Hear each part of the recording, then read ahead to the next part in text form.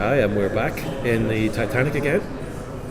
Yep, third time in a row. It looks like this is going to be our residence for the time being. Yep, a lot busier today, so forgive the background noise. I think it's also Valentine's Day today as well. Yes. I don't know when you're going to get to see this because of all the editing, technical problems and things that we've had. But So we're coming to you from the past. Exactly, which is very Doctor Who.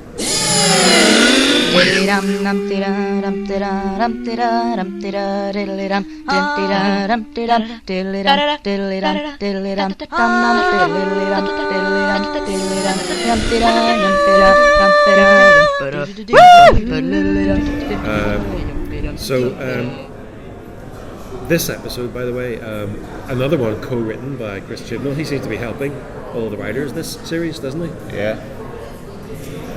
And sometimes it seems that when he works with other writers, Chibnall seems to be a bit better than he is when he's by himself. Yeah. I don't know who's helping who there. But, we get the first cold open for this series as well. Yes. I think, isn't it? No, second. Second. Spyfire was the first. Right. But they're not giving us very many of them anyway. Yeah, well, I'm actually glad there are people title sequence in there because I was a bit worried that they were going to do what they did last year and not do a title sequence at all. There's 3 episodes last year in which there was no titles. That's true, yeah. Which I wasn't too keen on because I feel like some of the things that annoys me about modern TV shows is the lack of a title sequence. You know, I just think title sequences are important to get you into the show, especially when you have an iconic theme in that title. I just wanted to talk about the scenes from Aleppo in Syria. Very gorgeous cinematography, wasn't it? It was really, when I saw the shot that they kept using of that area, I thought this is putting the Trial of a Time Lord opening to shame. Doctor Who's getting to this. They're actually putting stuff out now where Doctor Who looks like a mini movie right now. Yeah, that's right. Which is very cinematic. Which is a long way from the early days. Of which was essentially more like theatre. And in a crammed studio. No, with barely any room to move. Yeah, and the sprinklers going off when there was the lights got too hot. Yeah, exactly. None of that these days. So we get, let's talk about what we get to then. We get to this girl who is pleading with the residents to leave. We figure out it's a mental hospital of some kind back in the day. Mental health, the days when people with mental health were kind of shunned away. Yes, and that's the first clue as to what this episode is about. Yeah, so the doctor leaves the gang back home and she's in the TARDIS by herself. And the creepy guy shows up. We don't know much about him at the moment. Just shows up and then disappears in a puff of smoke or something. And then so the doctor then goes to Aleppo. That's where she's drawn to. And we get Yaz visiting her sister.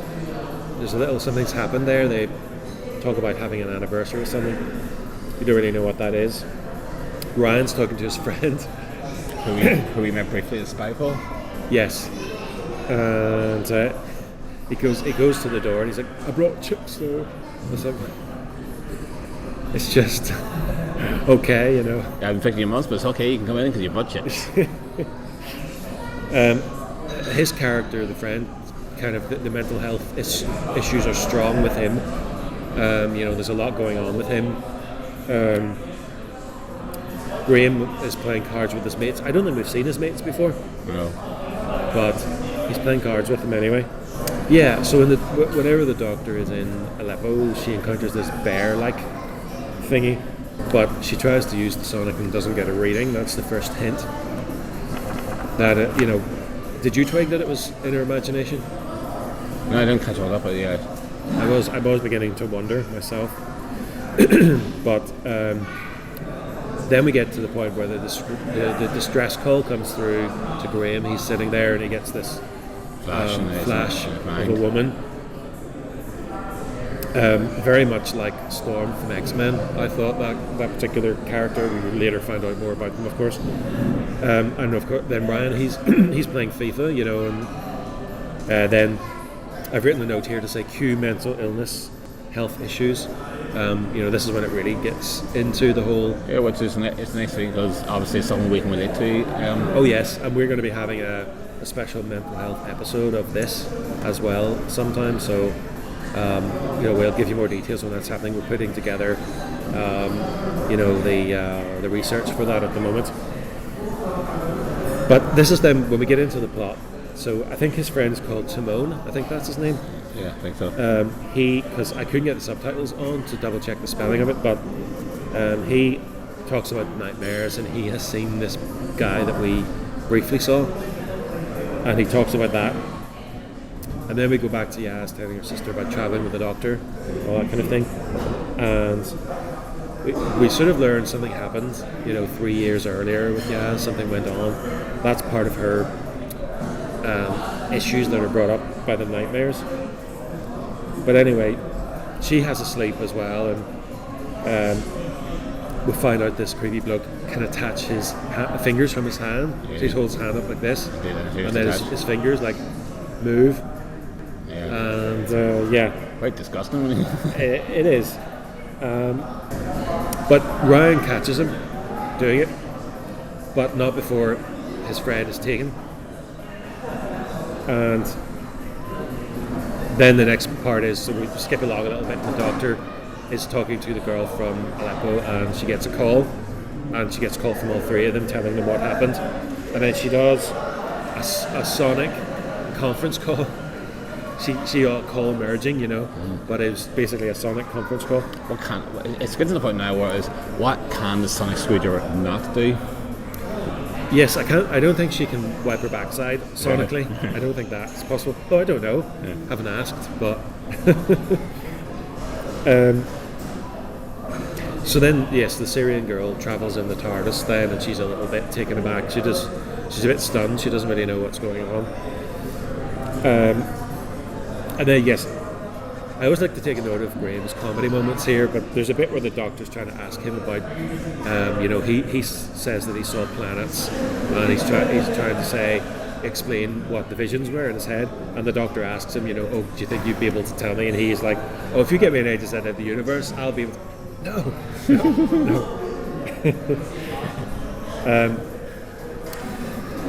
And then, so yes, they arrive on this platform or station or whatever they call it, and I've skipped actually a bit because I meant to say before they do that, the doctor puts on the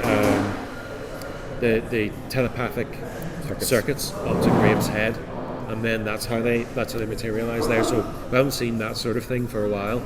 Yeah, last time you saw the telepathic circuits, you put your finger in something. Yeah, it was. It's a bit more old school actually there. They try to break it to the girl from the 1300s that she's actually in space. She takes it quite well, I thought. Yeah. She takes it quite well because, Okay, fair enough. It's like, oh, yeah, are we? Like, what? And then we get a little bit of the doctor's the impossible girl, I suppose, which is kind of another reference to Clara. So they find the two planets colliding and all that business, but then they find all the fingers that are like psychically connected in their ears. Yeah, and it's just like it's a finger section. Only in Doctor Who. I know. Only in Doctor Who. I know. You could say they were indexed. Yeah. How long until you pick up on it? I just thought of it. But she talks about the quantum fluctuation log, which is more tech speak, but that's what they're using to monitor this, and the doctor thinks she's quite clever. And I did make a note of this pun, where the gang and the doctor get fingered, because the fingers all come towards them, and then they have to, even the doctor eventually gets a finger in her ear. So yeah, one of the visions was Ryan's friend as an old man, and he's there on Earth, and it's like, what's all the burning? And it's like, it's the Earth, as if to say, you're never here. You're never here. Now, spoiler alert, but we're going to talk about, if you don't want to know what's happening in the show, as in you don't want to know stories about the news and maybe potential spoilers, then look away.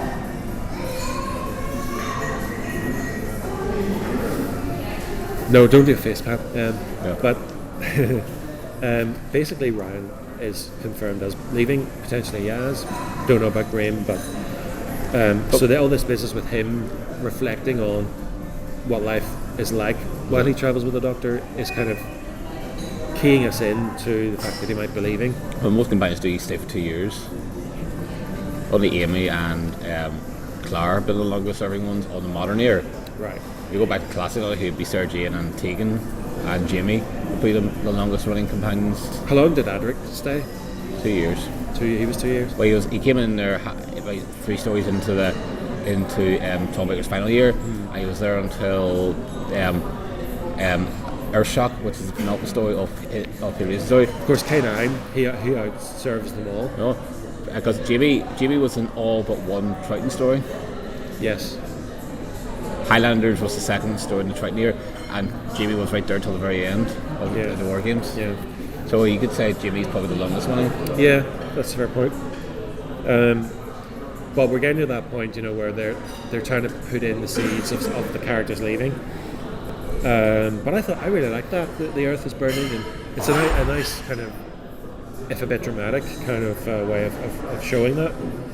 And then we get to this bit where Graham is in the hospital, and I've written down here creepy Grace, because it's like another version of Grace. This time she's a bit creepy. Yeah. She's like, "Oh, your cancer's come back," and then she's like, "Why didn't you save me?" It's like, "Yeah, you just told him that he has like a couple of hours to live, and you're worried about you, and you're already dead." There you go. That's nightmares for you. That's nightmares for you. Yeah, so we get to the point anyway. The Doctor manages to free herself. I don't know how. It's all action movie style. I'll flick up the Sonic and then get out of here. Yeah, exactly. But she gets free. It's interesting because remember back in the 80s, J&T got rid of the Sonic Screwdriver because he felt that it was always being used to get the Doctor out of things. Yeah. And I think in the modern series it does more than what it ever did in the classic era. It's been upgraded a few times. The software's been upgraded.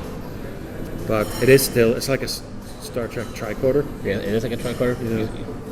But Gene Roddenberry once said, someone asked Gene Roddenberry what's a tricorder, what's everything that a tricorder do? And Gene Roddenberry once said whatever the plot demands of it. Right. Well, there you go. That's what the Sonic does. Right. So what I wanted to say was, because we get a more in-depth discussion with the guy, the bald-headed guy, tattoo. Now one of the things about him, I thought he reminded me of a cross between Freddy Krueger and Pinhead. That's how I sort of thought. Very, very good performance. I don't know who the actor is. I didn't check. I think he's from Game of Thrones. Right. I don't watch Game of Thrones, so... Well, he's very good anyway. But he has a chat with the Doctor, and of course then they go in more detail. We find out he's obviously tricked the Doctor. We find that out as well.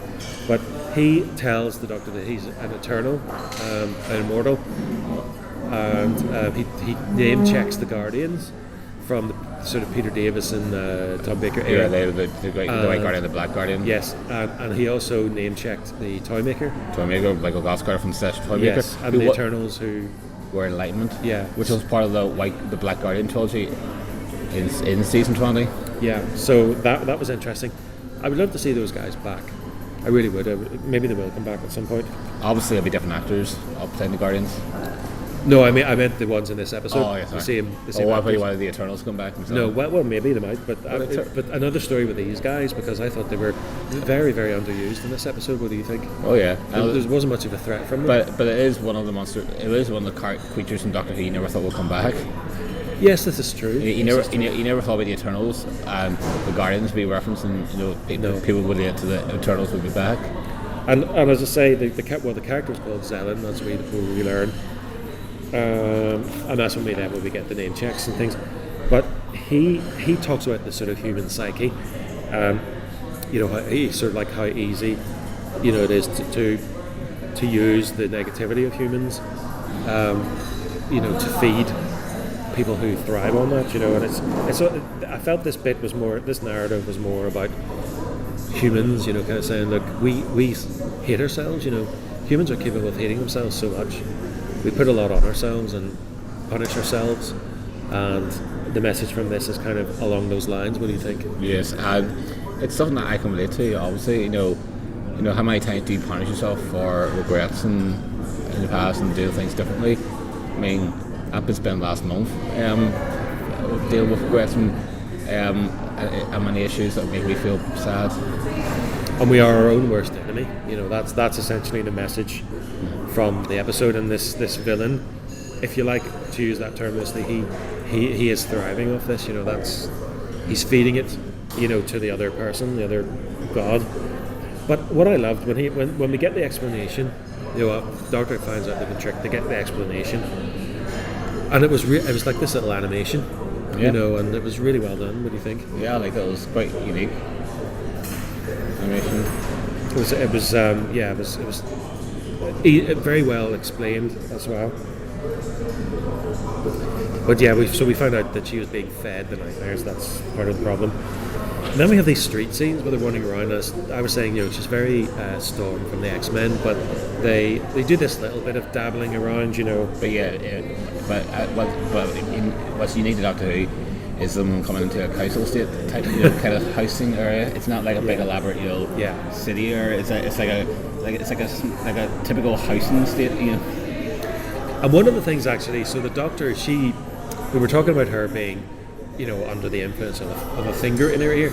And one of the things, that sounds really wrong, but one of the things, it's just a very brief glimpse, but I've written down here, because we hear the Master's voice, and then I got distracted by, you know, his Master's voice, HMV. But anyway, we do hear the Master talking about, you know, the timeless child and all that, but we really don't learn anything from that. It's just more cryptic little hints. I think that's going to be for the 2-part finale.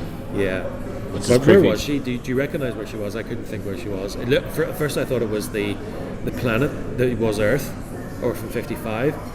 It looked like that, but then when I saw it the second time, I don't think it is there. No. So I was trying to figure out where on Earth is that.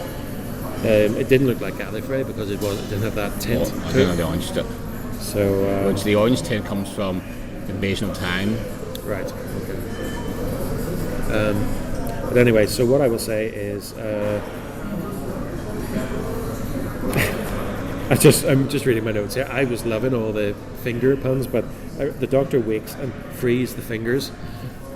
She kind of turns into her advantage then, and then Ryan sort of explains to his friend then that he's actually on a space platform.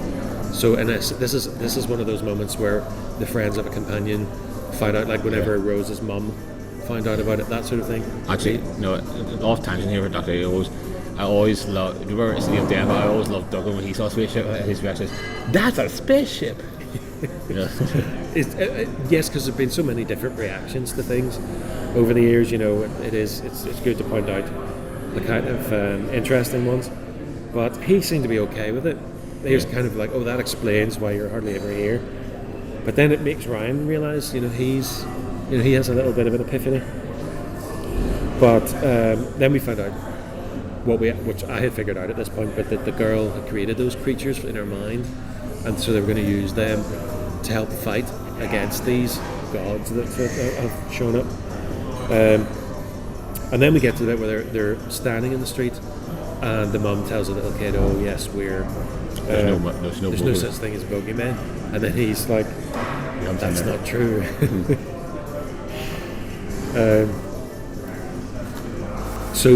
Then the Doctor tricks them into going to Aleppo, and she gives what I've written here as a humanity speech, where she bigs up humanity. It's like, you're going to come here and mess with the humans, but they're very resilient, and that's the lesson of the episode is, yes, they deal with a lot of stuff, but they get through it.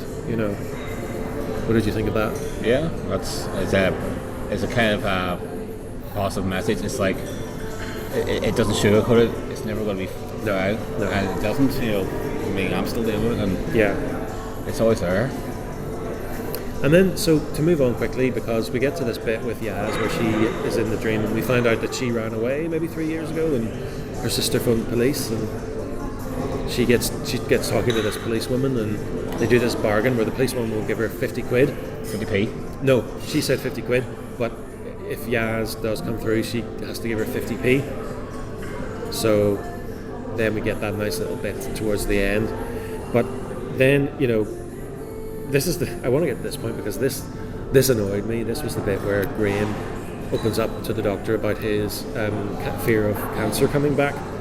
And we get that point where the doctor just suddenly reverts to socially awkward mode and sort of says, if I think of something helpful to say, I'll say it.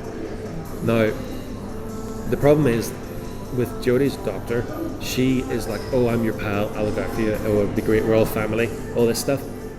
And then in that moment, she really let Graham down. And I think for a character move, that was a bit all over the place, and I was a bit disappointed myself in the way that it was done because, the doctor should be better than that. The policewoman was more helpful, and she was only in it for about 2 seconds. But as I said, but the doctor is Neill, and the past incarnations have not been the most helpful because don't forget the Doctor's last incarnation, the 12th Doctor. Yes, they're under the lake.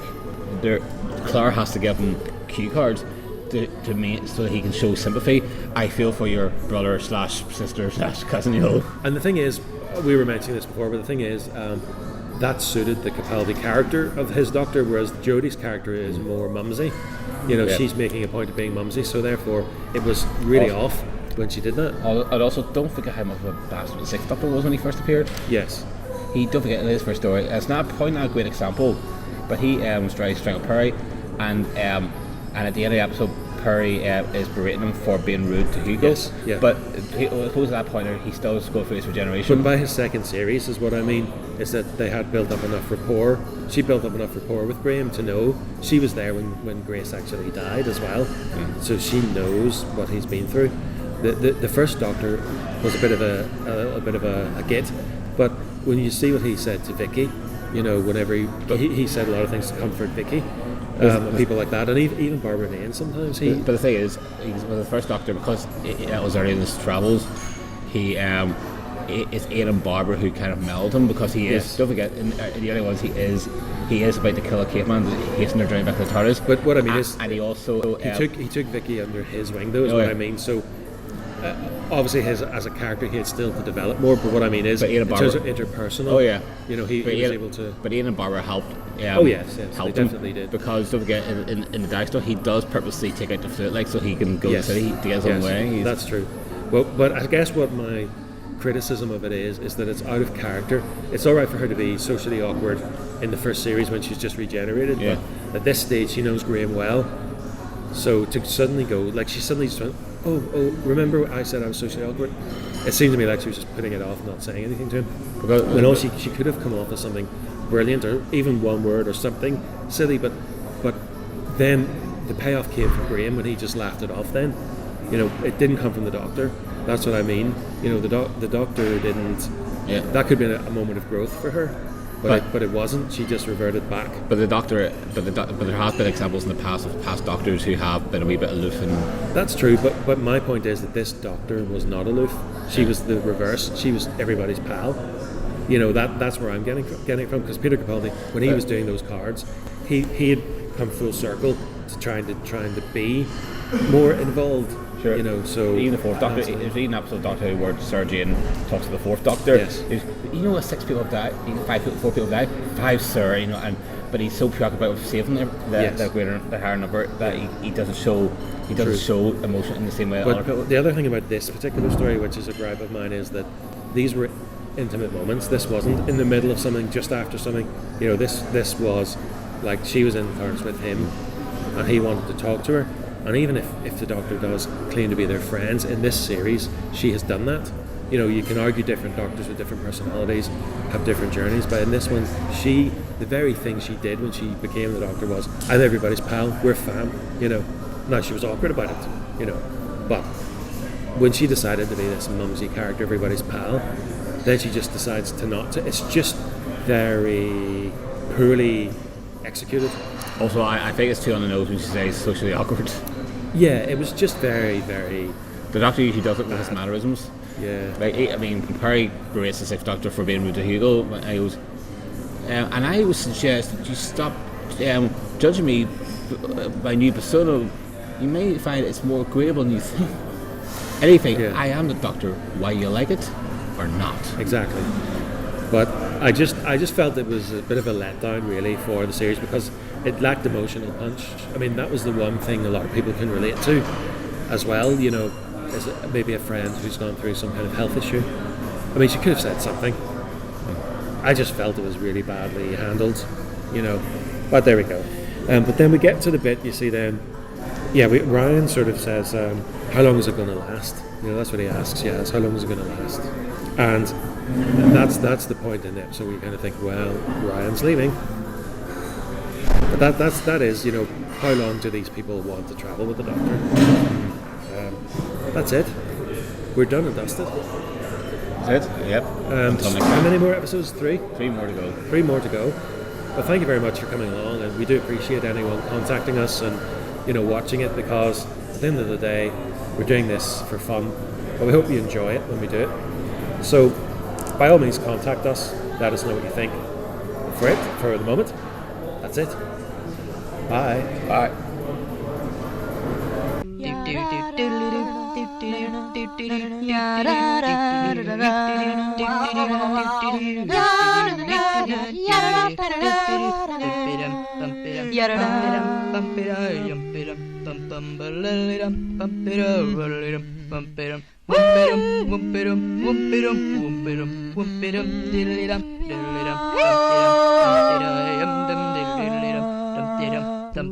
Dum